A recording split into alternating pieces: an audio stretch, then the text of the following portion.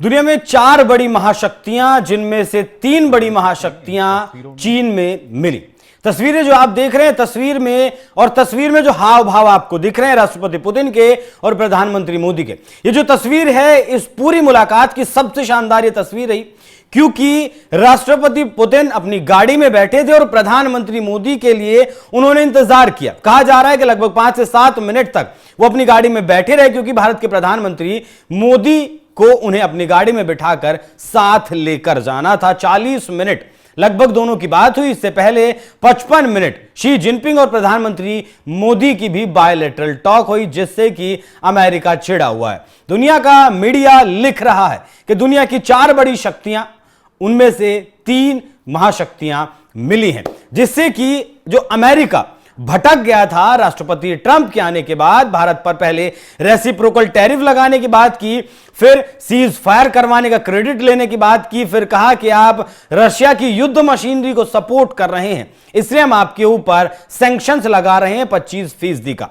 27 अगस्त से भारत के ऊपर 50% का टैरिफ लागू हो गया है। उसके बाद यह मुलाकात दुनिया में चर्चा का विषय है, और चर्चा इस तरीके से दुनिया के साथ साथ अमेरिका में हुई कि अमेरिका जिस पटरी से बेपटरी हुआ था, उस पटरी पर अमेरिका वापस आता हुआ दिख रहा है।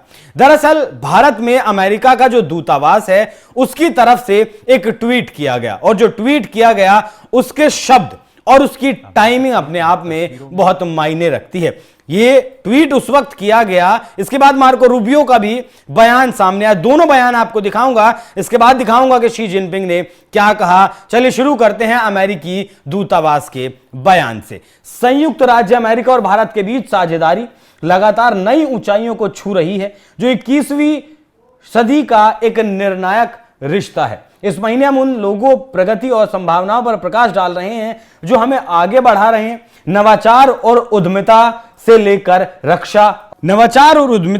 रक्षा और द्विपक्षीय संबंधों तक, ये हमारे दोनों देशों के लोगों के बीच की स्थायी मित्रता ही है जो इस यात्रा को ऊर्जा प्रदान करती है।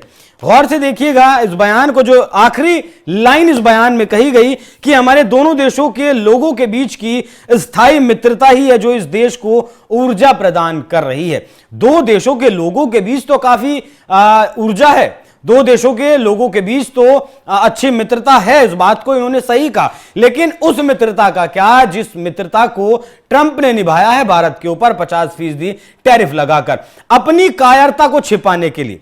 काम जो खुद कहा था 24 घंटे में यूक्रेन और रूस का युद्ध रुकवा देंगे, उस युद्ध को 6 महीने में भी नहीं रुकवा पाए, उसका ठीकरा भारत के सर पर फोड़ना क्या अमेरिका की नीति को दिखाता है, और क्या यही अमेरिका की मित्रता है? क्या अमेरिका इसी तरीके की मित्रता करता है कि झूठ का वो क्रेडिट लेना चाहता है अमेरिका कि भारत और पाकिस्तान का सीज फायर उसने करवाया, जिससे कि ट्रंप को नोबेल शांति का नोबेल पुरस्कार मिल सके? अब दिखाता हूं आपको मार्को रूबियो का बयान, जो अमेरिका के विदेश मंत्री हैं। दोनों देशों के लोगों के बीच स्थायी मैत्री हमारे सहयोग का आधार है, और यह हमें आगे बढ़ने के लिए प्रेरित करती है, क्योंकि हम अपने आर्थिक संबंधों की अपार संभावनाओं को साकार करते हैं। अपार संभावनाएं तो दोनों के देशों के बीच वो थी जब इन दोनों देशों ने मिलकर यह तय किया था कि आज जो $125 बिलियन का व्यापार दोनों देशों के बीच है, उसे अगले 5 साल में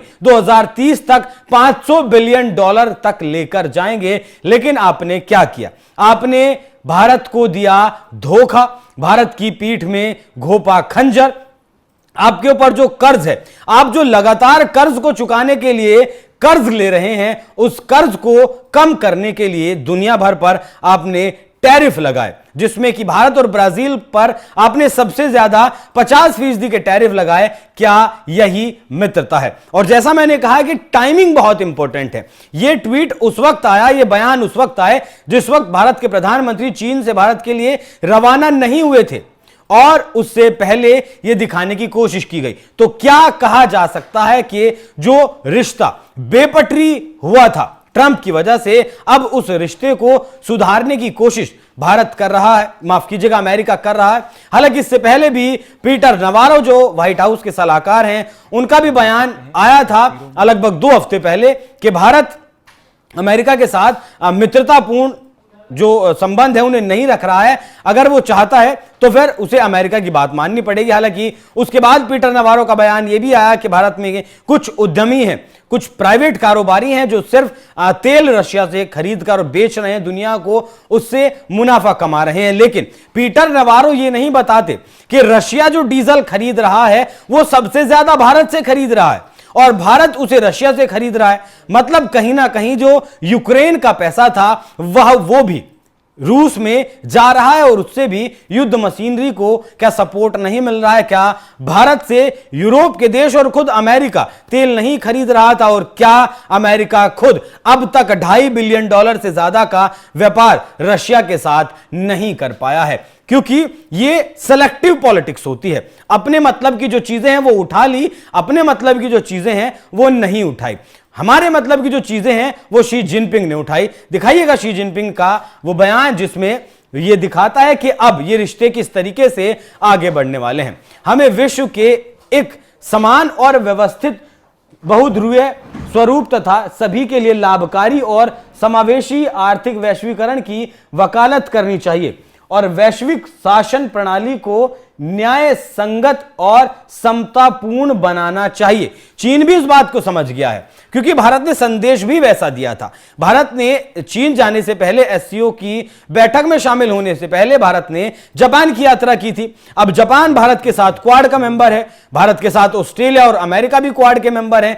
तो चीन जाने से पहले जापान जाना यह दिखाता है कि किस तरीके से चीन को आपने संदेश दिया कि आपकी भी मनमर्जी नहीं चलेगी। अगर आप सोचते हैं कि ट्रंप का दबाव फिलहाल भारत के ऊपर है, भारत का अमेरिका से जो व्यापार है उसमें घाटा हो रहा है, उसकी वजह से हम चीन के करीब जा रहे हैं, तो वैसा भी मत सोचिएगा। साथ ही संदेश अमेरिका को भी दे दिया गया, संदेश यह दे दिया गया कि जापान अमेरिका में $550 बिलियन का निवेश करने वाला था, लेकिन जैसे ही प्रधानमंत्री मोदी अमेरिका पहुंचते हैं उस निवेश पर बट्टा लग जाता है, वो निवेश रद्द कर दिया जाता है, रोक लगा दी जाती है उस पर। साथ में जापान के जो नेगोशिएटर हैं, डील नेगोशिएटर हैं, वो भी अमेरिका जाने वाले थे, लेकिन प्रधानमंत्री की यात्रा के बाद उस डील को भी कैंसिल कर दिया गया, उस यात्रा को कैंसिल कर दिया गया। हालांकि उस यात्रा में यह तय होना था कि अमेरिका ने वादा किया था अगर जापान $550 बिलियन का निवेश अमेरिका में करता है तो जो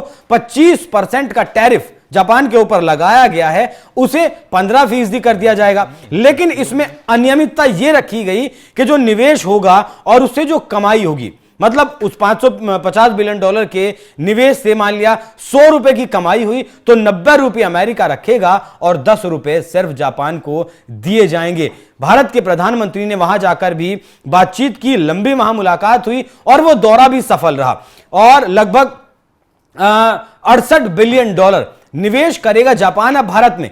वो जापान जो अमेरिका में निवेश करने वाला था वो जापान अब भारत में निवेश करेगा। साथ ही अब चीन भी भारत में निवेश करने की तैयारी कर रहा है।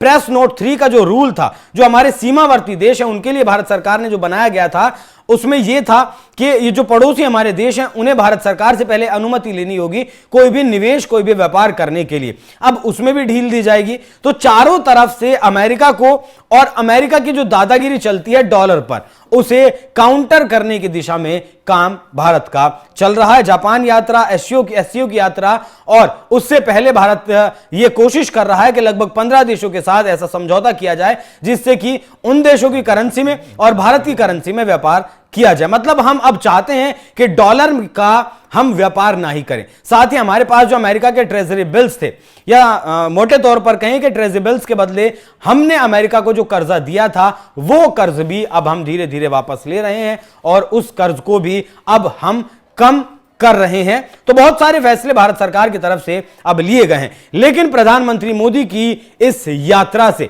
भटका हुआ अमेरिका लाइन पर आने लगा है। बाकी आप लोग इस विषय पर क्या सोचते हैं? अपनी राय हमें कमेंट कर जरूर बताइएगा। नमस्कार।